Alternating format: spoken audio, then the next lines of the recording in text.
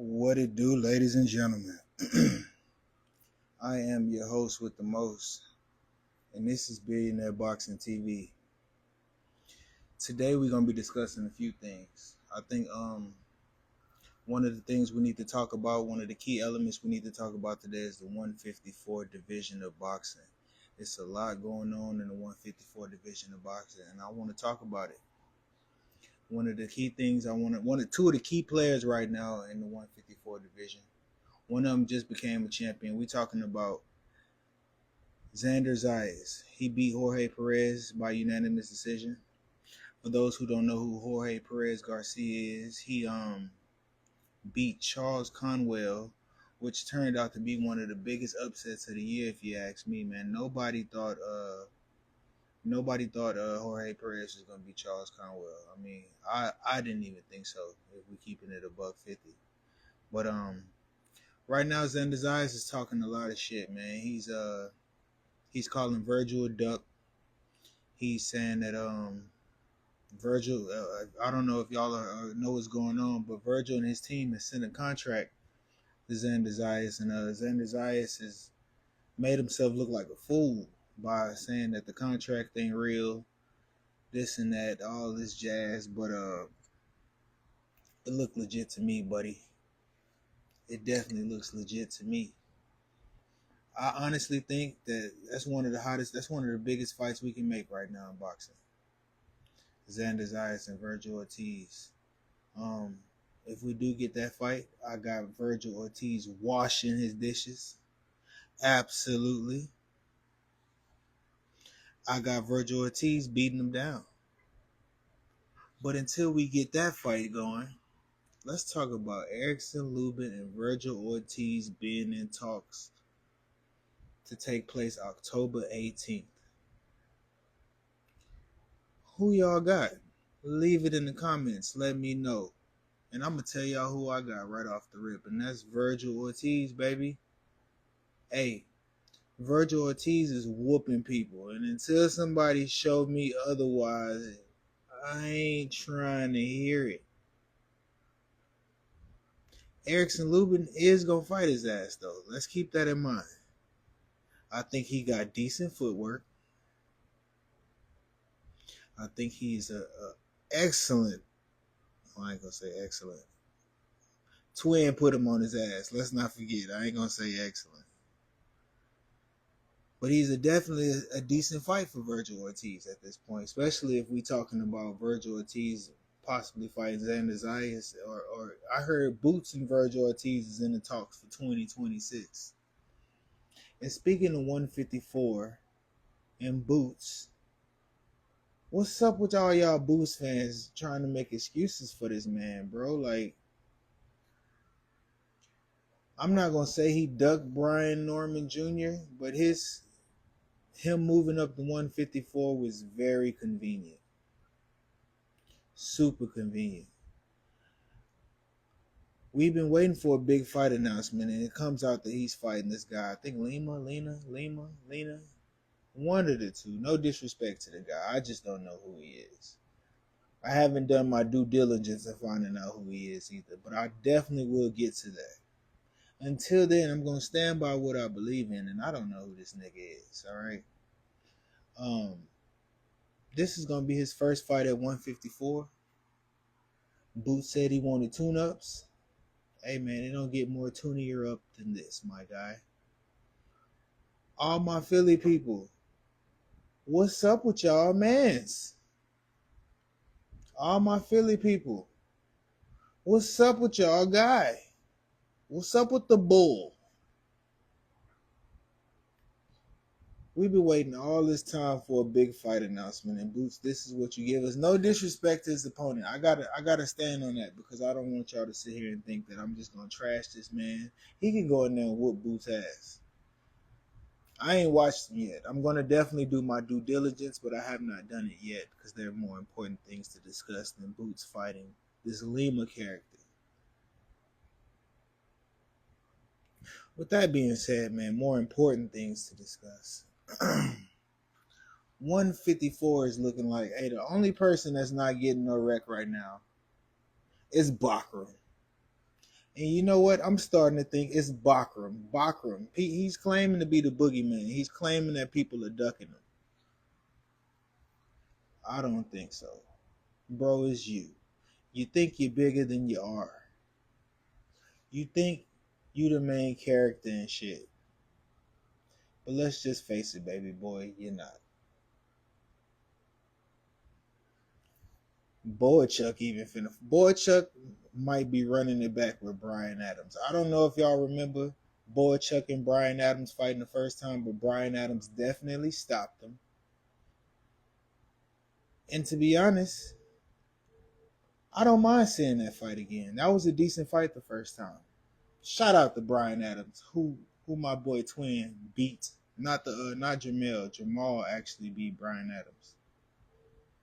But I wouldn't mind. As a matter of fact, Boychuck duck and wreck. Let's talk about Boychuck for a second, since we've been discussing the 154 division. Boychuck had a fight a couple months ago, maybe not even a couple months ago, against Michael Fox, I believe, and that fight was trash. But I don't know if y'all remember last year, Boychuck and had Virgil Ortiz going life and death with him, man. Since we talking about the 154 division of Virgil Ortiz went life and death with Boychuck. I think Boychuck dropped him. They was dropping each other a few times, but Virgil Ortiz walked away with the victory. And at the end of the day, that's all that matters. Listen, man, one thing we can do, we can always deflect our opinions about how fights are supposed to go, but when it's in the history books, it's done. A lot of people said that Virgil Ortiz got lucky, he got gifted a dub, but the record books say otherwise. I'm done talking about Boychuck. You know what, Boychuck, until you get some real wreck again, that fight with Michael Fox was freaking atrocious. It was terrible, dude. And then, you know what's crazy? That shit didn't even start when it was supposed to start. I waited for that fight. It's supposed to start at 10. I'm glad I fire stick that joint for free 99. Y'all tried to fire stick that joint. Free 90. Boychuck, you suck. Well, with that being said, y'all, we got Virgil Ortiz and Erickson Lubin coming up on the October 18th. There ain't talks, ain't nothing been finalized yet, but that's looking like the fight to be made before this quote unquote big matchup between Jaron Ennis Boots and Virgil Ortiz in 2026. I don't know if y'all remember, but these guys went and talked to fights at the beginning of the year. Something fell apart. You got Boots on one end saying that they were ready. You got Virgil on the other hand saying that they were ready, but the fight never took place. Next thing you know, but I do give Boots his benefit of the doubt. He was still at 147. He ain't officially made that move yet, but conveniently, when Virgil Ortiz was going through hand surgery, conveniently, when Brian Norman beat Jen Sasaki, Boots moved up to the 154 division. And who is he fighting next? It ain't Virgil Ortiz. It ain't Eric. It ain't none of the top dogs at 154. He's fighting this Lima character. And again, no disrespect to Lima, but I don't know who the guy is. I'm not gonna front and act like I mean, as much as I love, I've never heard of the cat. So, part on that fight for Boots, man. Nobody want to see that dog. 154 division is heating up, but the guy that I think I want to see the most this year, I'm waiting on Bakram. I'm gonna get back on Bakram for about two. Bakram, bro. I think it's you. You keep saying that these guys are ducking you, but I don't believe it no more, bro. It's been too much time since. And to be honest, if y'all can give me a fight that Bakram really shined in outside of the Tim Tszyu fight, I would love to see it. But y'all are putting this man on a pedestal based off one fight, and Tim Tszyu ain't looked good since before the Fundura cut. I ain't gonna lie, he was winning the Fundura fight, but unfortunately, the cut slowed him down. Let's not forget he got his get back though. I'm not entirely. He got a chance to win the fight again, and he quit the second time. So Tim Tszyu out of there. If y'all can give me a fight that Bakram really shined in outside of that one, then I believe in Bakram. But as far as boxing goes right now, 154, Bachman being a dominant champion, I just don't see it. The guy don't fight nobody. The one fight he gave us is against a shot guy. I'm sorry, Tim Tszyu, but you're done, son. With that being said, man, 154 is looking like the hottest division in boxing right now. We got Boots fighting Link, man. All y'all in Philly, everybody in Philly that attacked me on X for weeks about y'all boy, who the front door is Lima? Who is Lima? You know what? I ain't gonna keep downing them because that's not what I do. I'm gonna do my due diligence and I'm gonna look them up when I get the chance. But right now we got more important things to discuss. Let's talk about Clarissa Shields and Layla Ali. After a decade of trash talk, and I mean a decade, Layla Ali, I love you. You a legend. A lot of people are saying, oh, she's 50. Actually, she's 48. She's about to be 48 or she is 48. But Layla Ali, you've been talking that trash for a long time. Whether the check was real or not, Clarissa Shields showed up with that money. And you took the high road. I don't move when y'all say move. I don't listen. To be honest, even with her being 50, even with y'all being against my opinion on this, I think Clarissa Shields and Layla Ali, with her being 100 years old, would be the hottest fight in women's boxing if that fight were to take place. But I still got Clarissa Shields knocking out maybe in the third round. We talking about a 50-year-old lady. She did duck and wolf. Let's not forget, and I'm gonna keep saying the same thing until y'all can show me a fight where Layla Ali took on the top. Come, I ain't gonna do that. You know, I ain't gonna do that. Shout out to Layla Ali. But in my opinion, if you didn't want the smoke, you shouldn't have egged her on for almost a decade. Y'all got to keep that in mind. It takes two to tango. Everybody claiming, oh, she's 50. She's 50. She been running them old gums for 10 years. When she showed, very last thing she said, I will take this fight for 15, 20 million. Shorty showed up with a $15 million check. I don't care if it ain't official. I don't care. Quack, quack. Shouldn't have been running your mouth. Shout out to Layla Ali, but she shouldn't have been running her damn mouth.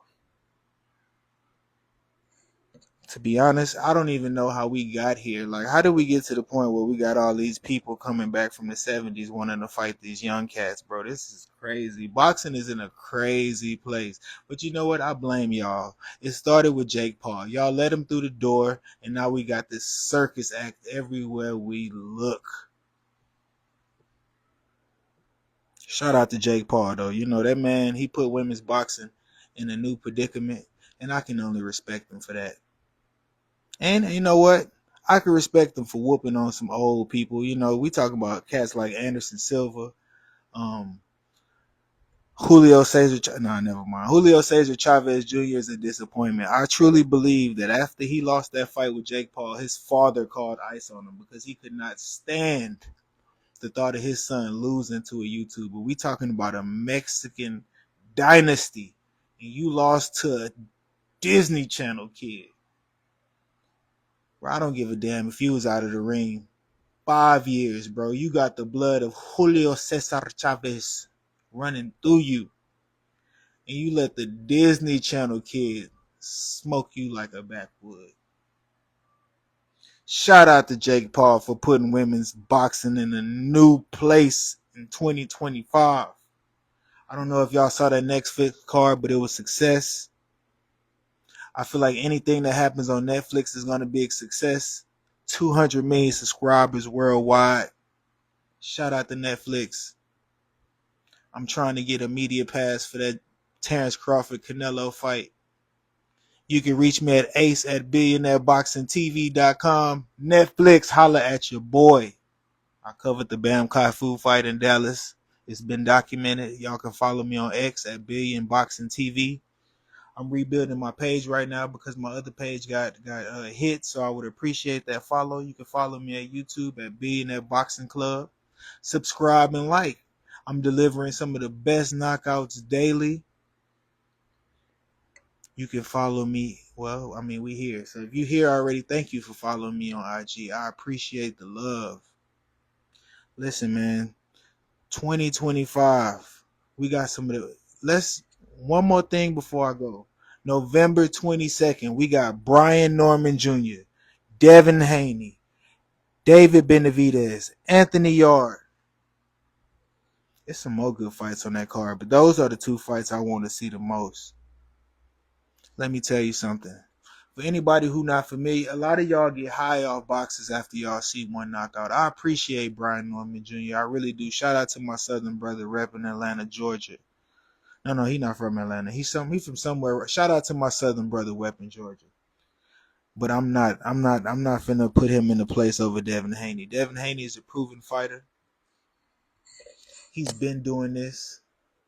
And I'm not Jen Sasaki was nothing to me, bro. When y'all can I'm gonna say this all the time. When y'all can show me a fight with Jen Sasaki fought y'all know he never even fought in America for one. We talking about a Japanese guy who's never fought in America. I'm not high on Brian Norman Jr., so I got Devin Haney winning that fight by unanimous decision. I wouldn't be surprised if he stops him and knock him out because we talking about the guy with the better footwork, the guy with the better jab. Brian Norman Jr. has a powerful left hand, and it will spark Devin Haney out at any moment. But I think Devin Haney is the better athlete. That's who I'm picking. Anthony Yard and David Benavidez. Shout out to my boy Rico in the UK. He gonna be mad at me for saying this, but David Benavidez is gonna beat the stuffing out of Anthony Yard. It ain't gonna even be pretty. Listen, we talking about Anthony Yard is a guy who I saw coming up on Instagram.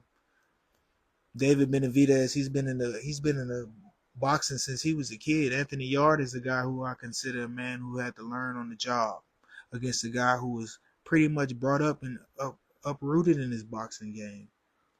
Shout out to my boy David Benavidez. I still want you to get that Canelo wreck before it's all said and done. I got Canelo beating Terrence Crawford.